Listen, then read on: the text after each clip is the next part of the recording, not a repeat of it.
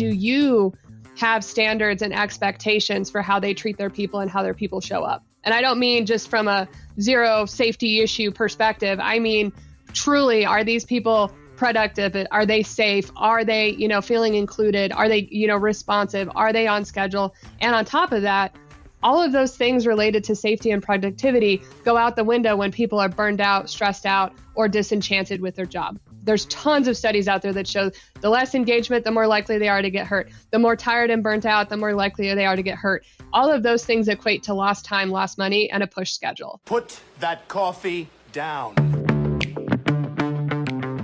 I'm not here to waste your time, okay? I certainly hope you're not here to waste mine. So I'm gonna keep this short. Helen, we're both in sales. Let me tell you why I suck as a salesman. The most valuable commodity I know of is information. Wouldn't you agree? Coffee's for closers only. Well, hello there, friends. Welcome back to the Behind Your Back podcast with me, Bradley Hartman, where it's our mission to help you lead better, sell more, and have more fun working in the construction industry. I'd like to thank our sponsor, Capital One Trade Credit. If you, my friend, are interested in growing your top line revenue while increasing cash flow, while decreasing, that's right, decreasing, the opposite of increasing, decreasing risk, well, you, my friend, will be interested in the powerful platform and the even more powerful team behind them at Capital One Trade Credit. I'm excited to share my conversation with you today with my friend, Ashley Valenzuela-Ruesgen.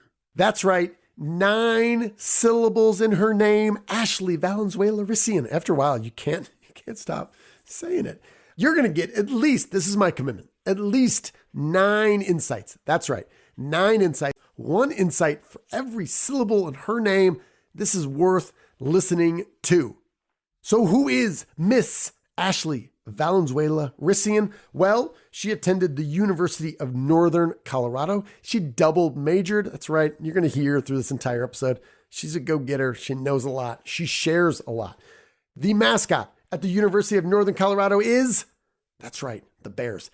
The Bears. The Bears. All right. Then she went on to the University of New Mexico. She got her master's degree in Latin American Studies. Mascot at University of New Mexico is, that's right, the Lobos, aka the Wolves. Anytime you take a mascot and turn it into Spanish, I'm in. I'm all in. We should have more of these. The Lobos for sure. Then she got another master's in human resource management and organizational leadership. And this is what we really dig into. But before I get that far, Regis University, mascot, I'll give you $50 if you know. You don't know. It's the Rangers, the Regis Rangers. That's right. I don't know why there's an accent there, but let's keep moving. So what do we talk about with Ashley? Well, Ashley is the Director of Human Resources at Hensel Phelps. 5,000 people, 85 years in business, 9 regions. They're an ESOP. HP is a really powerful, it's a fantastic reputation as a fantastic general contractor. And as you'll hear, Ashley and I talk on a number of different issues related to strategic human resource management as well as leadership. We talk about this idea of full cycle talent management, what that means, and how it can help you think better about attracting and retaining the best talent in your business. We talk about changing the perception of these different compliance strategies from being more of a police department to being more of a resource that helps people do their job better. I was fascinated to ask Ashley several questions about her certification as a forensic interviewer. As you can imagine, someone was interviewing her. Yeah, it scared the hell out of me, but we dig into that as well. So we talk about all these things and more. I know you're going to get a lot from this conversation. At minimum, 9 insights. That's my commitment to you. So without further ado, please enjoy my conversation with Ashley Valenzuela-Ruesgen, Director of Human Resources at Hensel Phelps.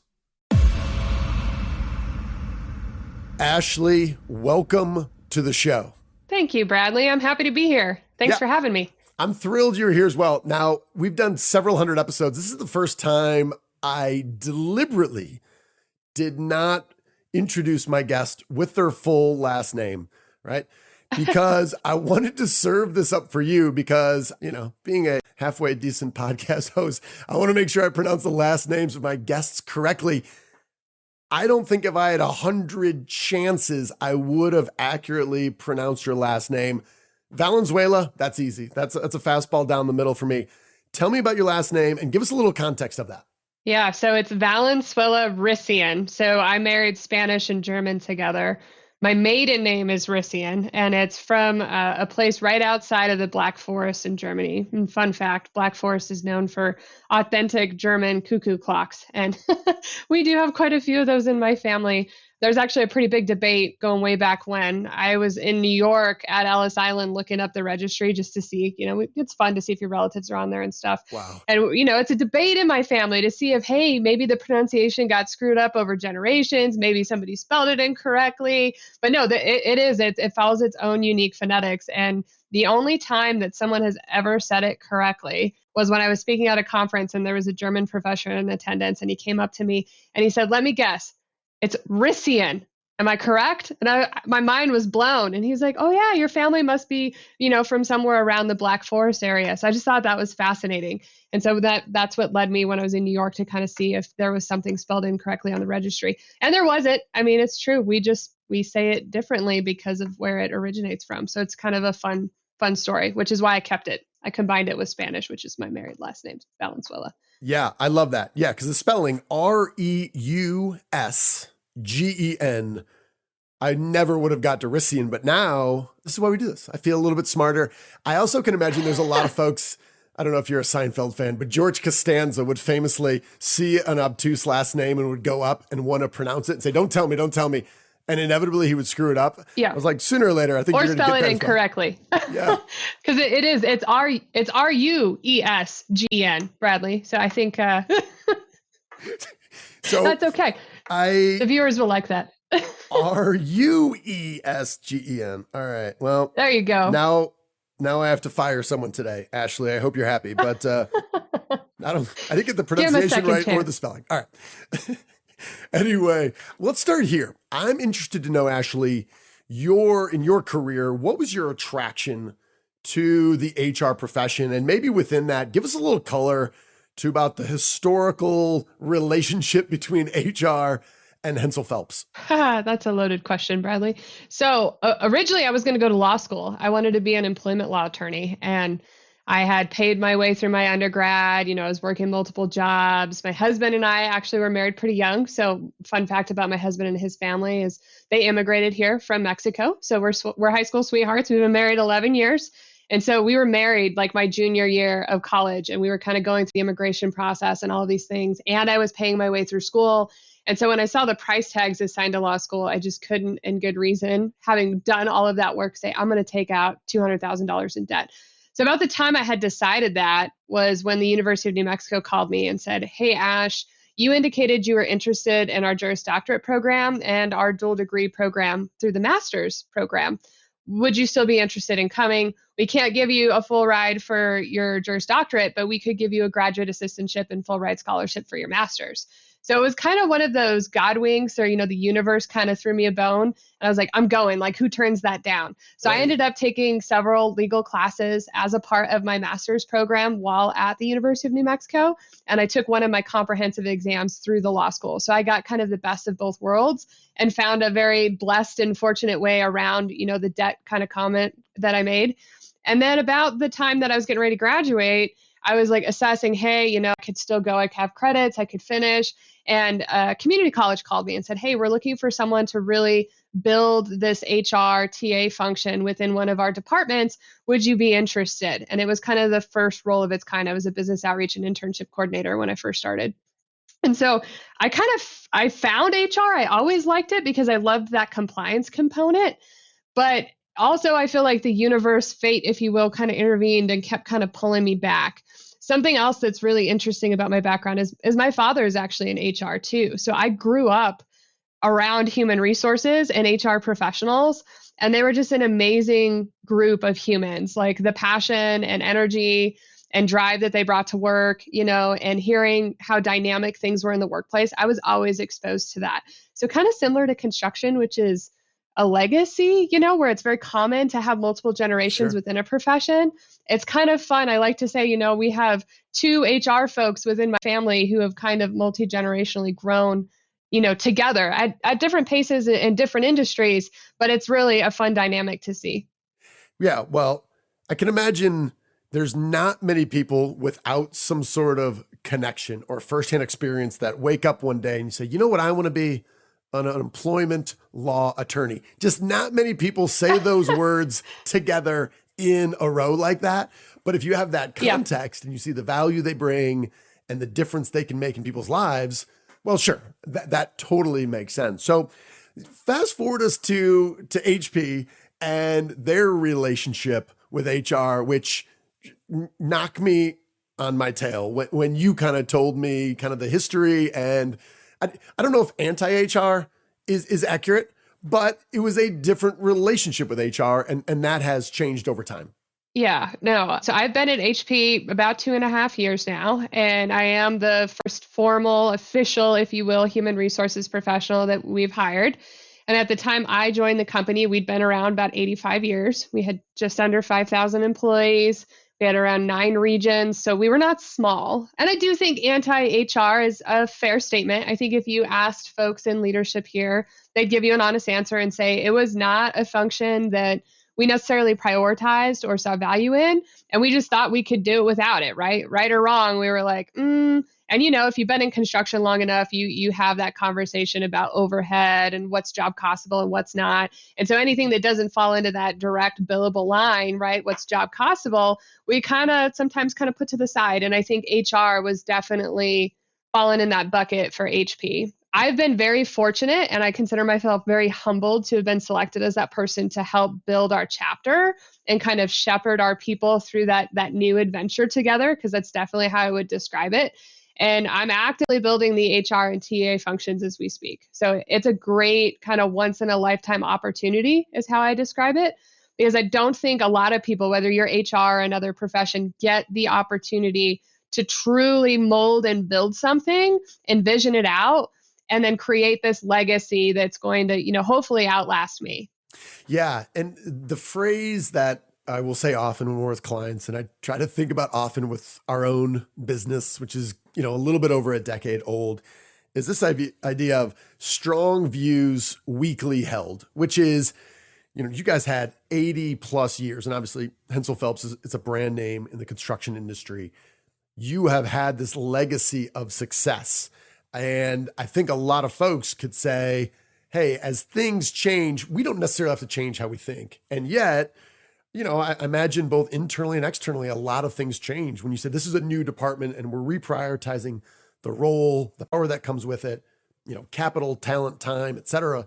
So I love that. I'm always trying to look for examples when you see, seemingly what could be potentially old, really successful businesses that become more brittle.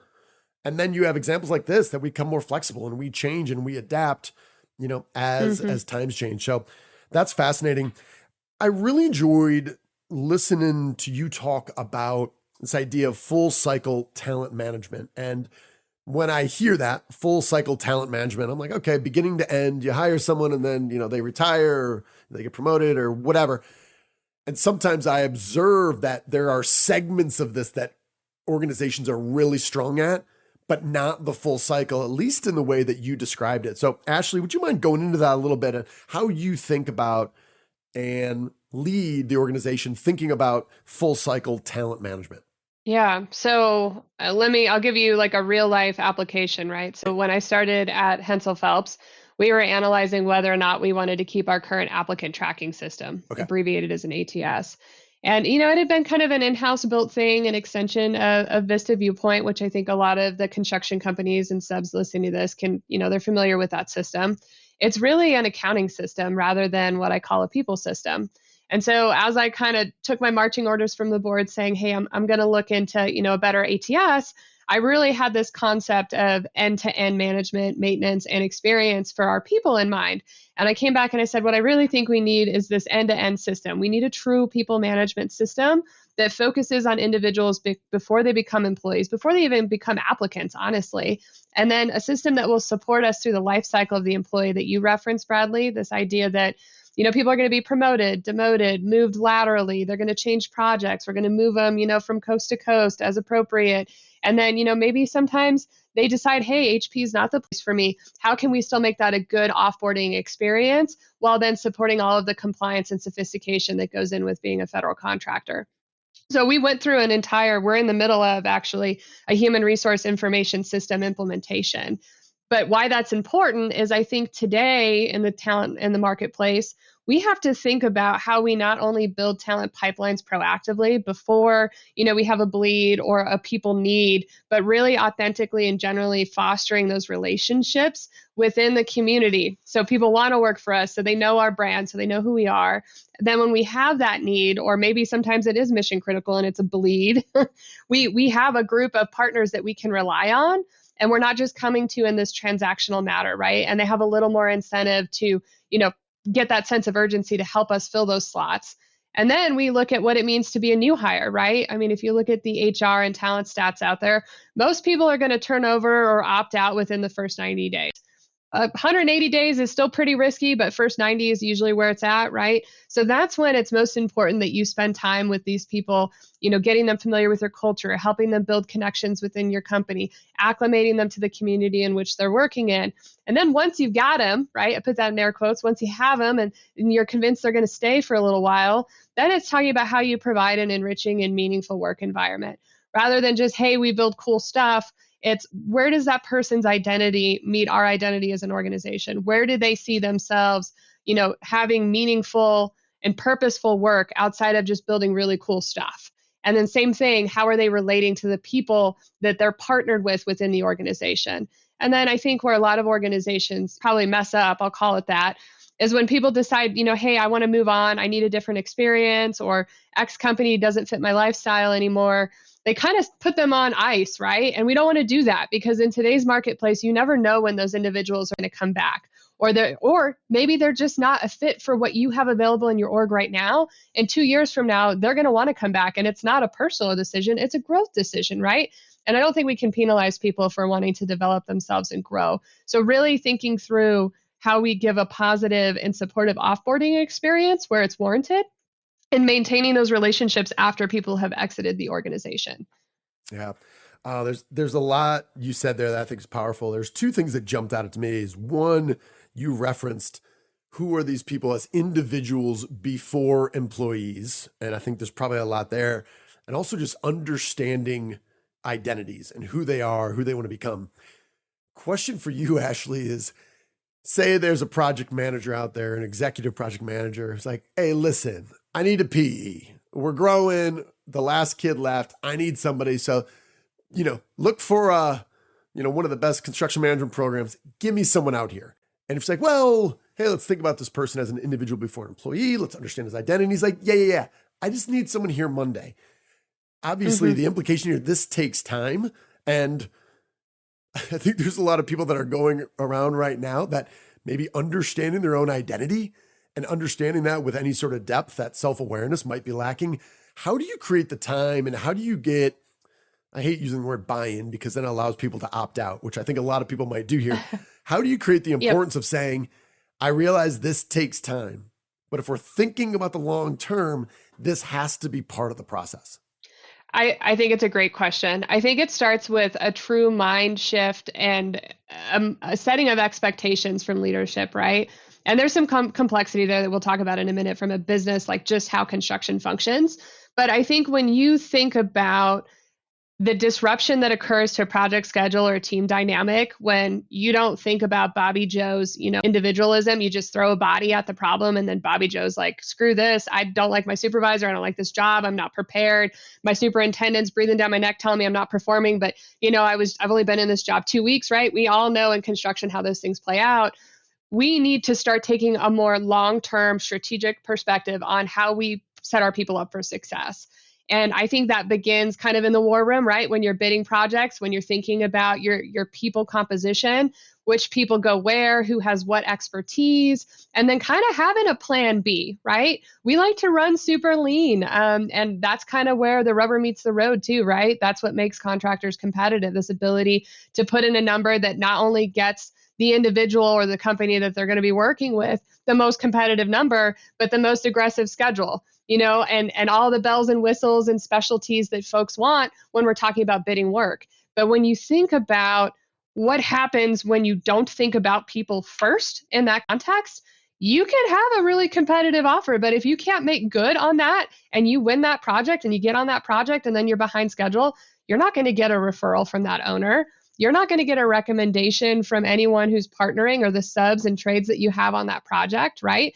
And so, what I really appreciate about HP is we've got this concept of delivering excellence, right? And we're always thinking about how we're going to get that referral. I mean, anyone can go chase work, but the easiest work and the best, most fulfilling work you can get is when it's an owner recommended, it's a referral. So I think that's part one, is long-term thinking, strategic, and then let's talk about the business, consequences when you don't put people first, when you're starting at the very beginning from the war room when you're bidding a project. Then let's talk about how construction, and I think this is where owners play a pretty big role, right? We want to run lean. We want to be aggressive. We want to be the most affordable. And I'm not saying just HP, I mean contractors in general. And that's right. What owners expect. But when you look at today's talent marketplace, do you think any of those items I just said speak to any of the future construction leaders of tomorrow? I would say no. I would say, yeah, okay, yeah, that's what we learned in our CM program. Yeah, that's important. Fast is great sometimes, but at what cost, right? Like we're seeing a generational mind shift. We're also seeing kind of this reckoning where I think construction has been able to kind of get away, similar to manufacturing, with this, well, this is just how it is. And I think if we're going to continue to be this well-respected legacy building industry that's going to be sustainable, we have to change how we speak to people, not just in the verbal, literal sense, but to their minds and hearts too. And that means, how is that work enriching? How are you going to both be able to build really cool stuff on a tight schedule, but still have a family? Or deal with, maybe your mother's sick or something like that, right? Instead of this, well, this is just what the work demands and this will always come first. That's just not how people operate. Yeah. Well, as you're talking, I'm thinking about, it's a book, but the title of the book is a concept as well. And it's called The Person and the Situation. And I have observed within our organization, but more often just at the scale with many of our clients' deals, that we tend to overemphasize the specific attributes of a person and say, well, this guy doesn't really fit, or he's not socially intelligent, or he doesn't have the background, and less so the situation. And I really liked your idea of, hey, let's think of a plan B. We know how hard it is to attract the right talent. Sometimes they just put in the wrong situation and there's not a good fit. But I think if you've been in this business long enough, or any business long enough, you've had the situation where, hey, we put Hartman on this team, mixed results. The PM was saying, just fire him, he's dumb. And then we said, well, we put him over here, and all of a sudden, this guy's an all-star. And you're like, oh, well, thank God we didn't get rid of him. And Yeah. Again, that kind of goes to, let's not underestimate the importance and the different variables that come within a team. So that idea of kind of having a plan B. Let me ask you, you mentioned War Room a couple times. Is this a fictional place, or is there a real place? What is it? Tell me about that. Yeah. I like to think of the war room when you're running, work, or you're bidding on something and everybody's, racing to the finish line, or you're cramming and you're trying to, get all the numbers together, make the most competitive package possible. Yeah. We've got great business leaders, right? Great people that know numbers, know estimates, but it's about stepping back and thinking, okay, now we've got the business package, right? What about the human capital component of this? Are those things lining up? Are they going to be sustainable? I think it goes back to that transactional kind of mantra that I think we have to start shifting away from as an industry. And where I was going with like owner responsibility, I think right now we're not going to see a massive shift in how, GCs or subs show up from a people perspective until we start seeing this shift in owners, right? And some people, well, no one's going to do that, Ash. There's not a competitive advantage, or, they're looking to save money. Why would they care? They just want to get the job done. But I think that's not true. I've seen owners, especially when you're looking at some of these bigger tech companies and stuff, they're starting to demand things like diversity, equity, inclusion plans on job sites. They're starting to demand, on-site HR, investigatory resources. They're starting to demand that your people have a certain, amount of time off in between projects or shifts so they're not burnt out. And so I think once that catches on, we're going to actually see some positive but probably unexpected outcomes related to project schedules, productivity, and then the owner relationship with the GC in question, right? So I do think it's a question for if you want to be a developer or you want to keep building things and you want to keep partnering with subs and GCs, how are you managing those expectations and relationships? And do you have standards and expectations for how they treat their people and how their people show up? And I don't mean just from a zero safety issue perspective. I mean, truly, are these people productive? Are they safe? Are they, feeling included? Are they, responsive? Are they on schedule? And on top of that, all of those things related to safety and productivity go out the window when people are burned out, stressed out, or disenchanted with their job. There's tons of studies out there that show the less engagement, the more likely they are to get hurt. The more tired and burnt out, the more likely they are to get hurt. All of those things equate to lost time, lost money, and a push schedule. Yeah, well said. And I also think too, is you talk to any owners about how much time and effort and energy and attention is wasted after theoretically the job is done. Occupancy, people are in, and then you have litigation, you have follow-up, you have all this work. And sometimes, as you know, preaching to the choir here, that can go on for years. And, I try to always think about what's the total cost of ownership and how do we define that? What's the total cost? And because sometimes it doesn't just end when the schedule ends or occupancy happens. So I want to maybe take a bridge here from you talking about standards and expectations and how those need to change.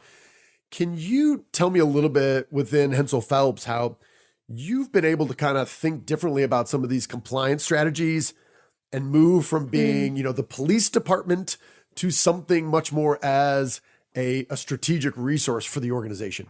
Yeah, no, it's a great question too, Bradley. I think when we think about HR, right, I love that. I love when I go to schools and I'm like, okay, I'm in human resources. Who knows what that is? And a kid inevitably raises his hand and says, oh, you fire people, or, oh, you're the person that, makes us follow rules.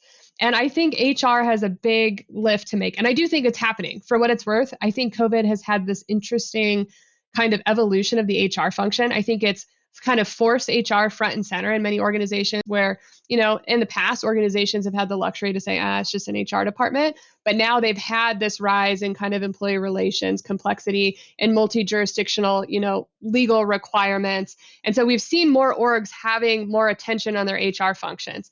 The good side of that is I think the strong HR folks who are kind of in it to win it, they're rising to the top, and organizations are now finally seeing the true value of having, that people function.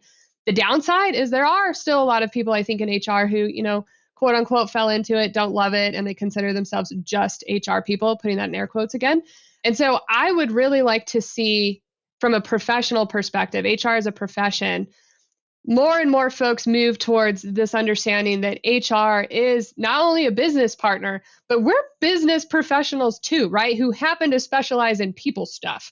And so I say people stuff, meaning HR's got 5 bazillion hats, right? They do, we're talking talent, engagement, employees, ex-employees, employee relations, they're your defense team, your offense team, and your maintenance team all at the same time. And so I think smart organizations, and we've seen this, I would say predominantly in tech so far, the rise of the CHRO, right? The Chief Human Resource Officer. We're starting to see it a little bit more in construction where we're starting to see these VPs of HR, and these higher level C roles. But what does that mean for HP? I think for us, from a compliance perspective, I intentionally came in with the vision of building a partnership and really educating the business on the why.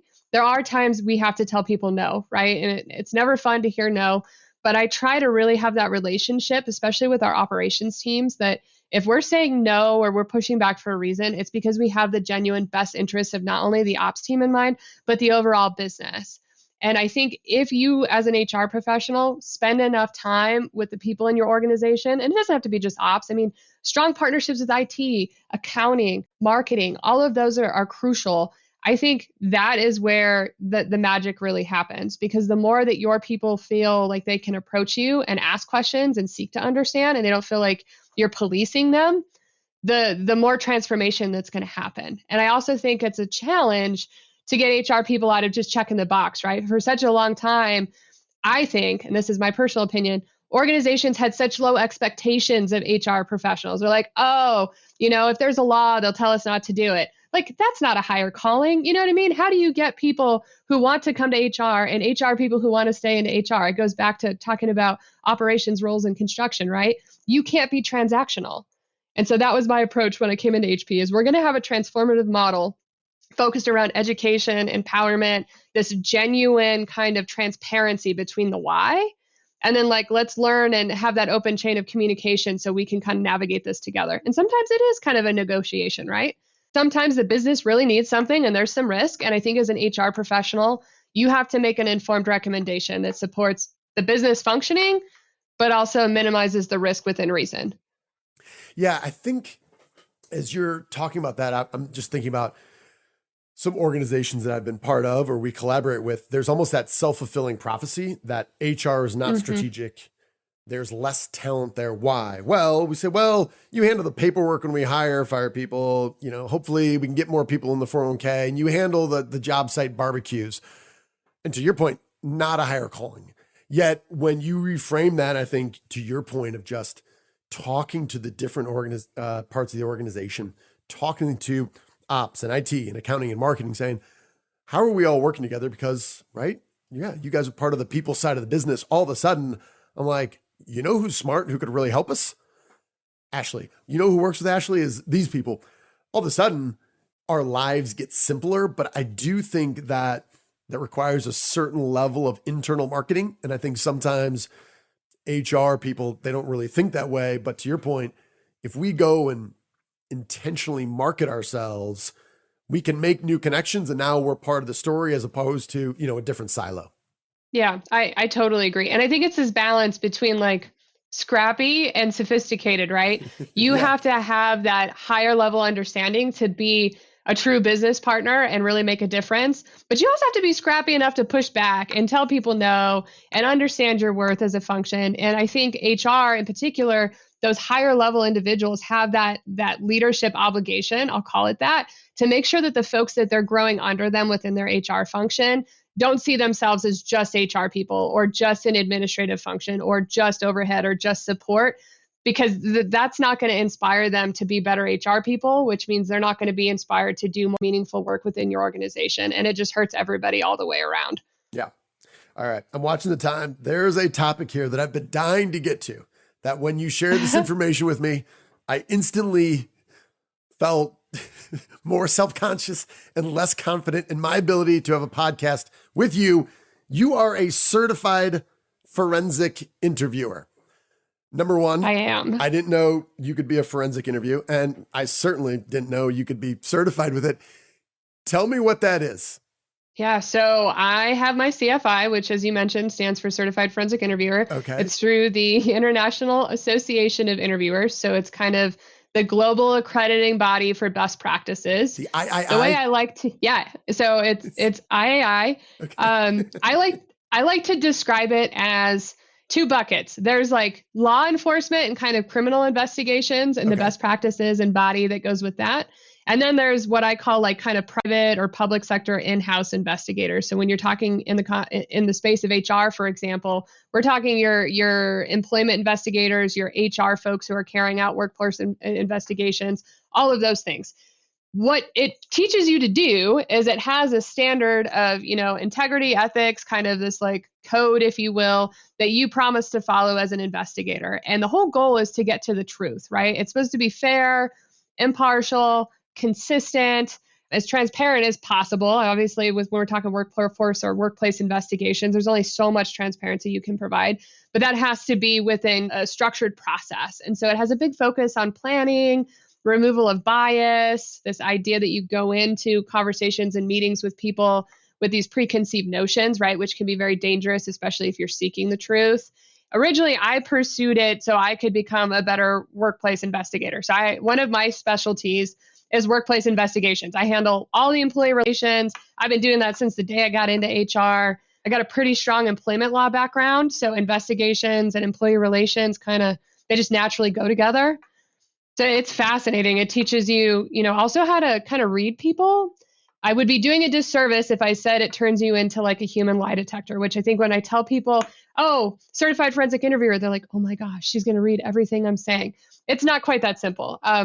There's no way for a person to be what I would call a human lie detector, right? And if you actually did research or someone's listening to this podcast and they want to read more about it, there's a gentleman called Paul Ekman who's written several books. I think one's Emotions Revealed and then Telling Lies. And he talks about the science behind it. And so there is true science behind, deceptions and human behaviors and, what they call micro expressions. Yep. But why I bring that up is behaviors show up in clusters. And that is what gives an investigator this inkling that this person may be being untruthful or not transparent. But it's not as simple as saying, Bradley squints his eyes every time I make him uncomfortable. Therefore, I should explore that question more because he's probably lying about those things I'm making him uncomfortable about. Yeah. So maybe let's maybe dip into your certification, your expertise here, if you will. If you could tell our audience, say, hey, there's a lot of stuff going on here. As you were talking, my mind immediately went towards kind of these heuristics humans have, these biases we have, and sometimes we're not even aware we have them. That's where my mind goes, but I'm going to let you go wherever you need to go, Ashley. Give us one recommendation. You said, if anybody listening, you want to make a slight improvement in how you think about, at the end of an interview, it's talking to people, trying to get information, trying to understand truth from fiction, deception, where that plays in here. Is there one piece of advice that you would say for anyone listening, here's a simple, small thing that you can do to improve being a leader or manager here today? Yeah, to improve being a leader or manager, I would say planning. I know managers are so busy. I always tell individuals in my organization, being manager is one of the hardest jobs. And it really is. I mean, people say, well, execs have a hard job. Well, they do. But managers, I think, have it worse because they're on the front line dealing with the people stuff 24/7, right? And as a manager, I think your challenge is when you have an employee grievance or an employee concern, instead of just jumping into problem solving mode or assumption mode, step back and actively listen. Hear your employee, right? Kind of try to put your feelings about that individual, your understanding of them aside, and just open slate it, open door it, let them just tell you and you listen, and then reflect on that. And a big thing they teach you when you're a CFI is planning, right? So the best way to remove, to your point, Bradley, bias or notions is to go off of facts. Feelings, notions, historical experiences, sometimes those can add context, but they can be very dangerous if you're not looking at facts and being very structured in your planning process up front.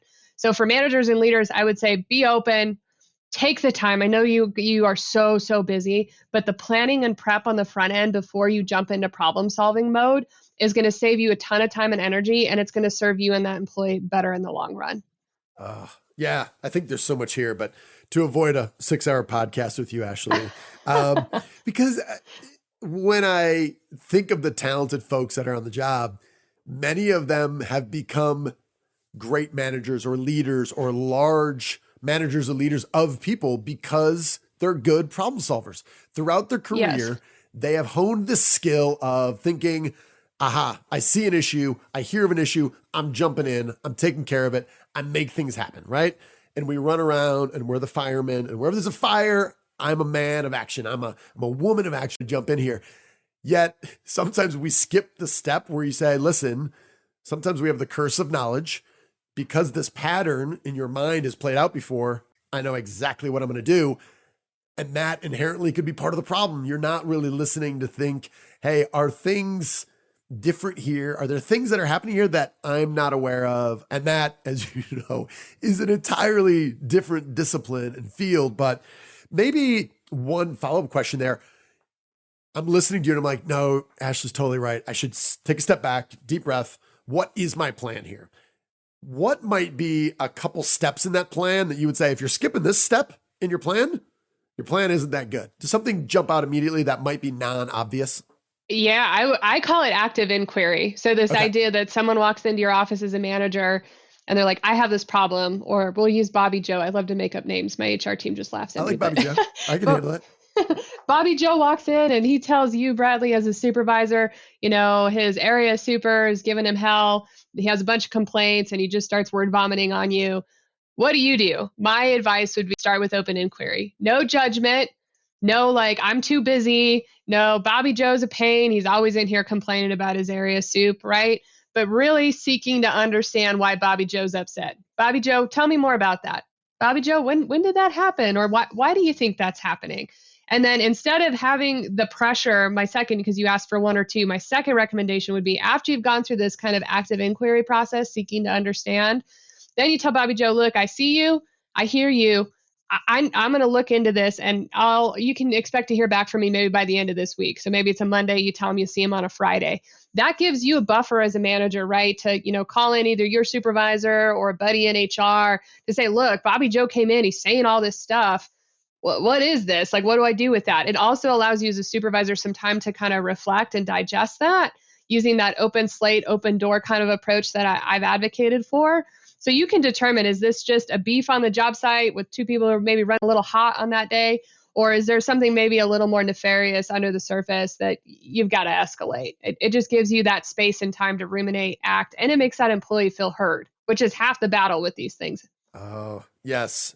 People are dying to be heard. And so often we have these big issues and they blow up, and you trace it back to the moment where two people got together and someone said, hey, tell me what's going on. And if they did not feel heard, everything accelerates, and most often cases poorly, right? Absolutely. You said a phrase I love to encourage people to say more, is just simply say, tell me more about that. Go on, say more, dig a little bit deeper.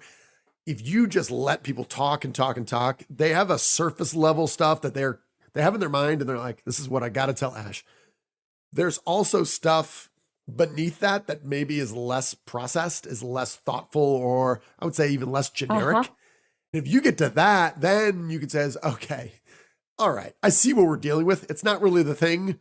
It's the thing behind the thing. This is really what we're dealing with here. And to your point, sometimes it's identity. It might be how we make feel. It might be they're belonging to the group that they're in. Or are they feeling ostracized on this project when they view themselves as a leader? There's almost always something behind the thing that you're actually talking about.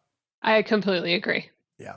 Well, hey, I've really enjoyed this. I don't think I'm smart enough to become a certified forensic interviewer. I want to be a better interviewer. So I'm very curious about this whole certification, this whole line of thinking, which quite frankly, I wasn't really aware of. But as you start talking about employee investigation, having mental models and frameworks and systems to at least be predictable and repeatable makes total sense. So I'm kind of fascinated by that. But anyway, Ashley, thank you so much for making time. I really appreciated talking to you and felt like I learned a lot. So where can people maybe learn more about you? Or maybe is there anything on your website at HP where you maybe have added this or added a little bit more context so folks can see from an organizational standpoint some of the changes or how you guys are framing some of the evolution that you guys are going through right now? Yeah, so we don't have like our org structure or, kind of, I'll call it Ash's master plan on the company page. But, I do have a LinkedIn account, so people are, more than welcome to find me on there and connect. I'm a big fan of coffee, so I'm a coffee junkie. So, if anyone wanted to have a conversation about Ash, I'm building out my HR team or my department, or I'm navigating, some of the same change management challenges that you described in the podcast today, I'd be happy to connect and kind of talk through some of those things and what we're doing here at Hensel Phelps. That's awesome. That's very generous. That's thoughtful.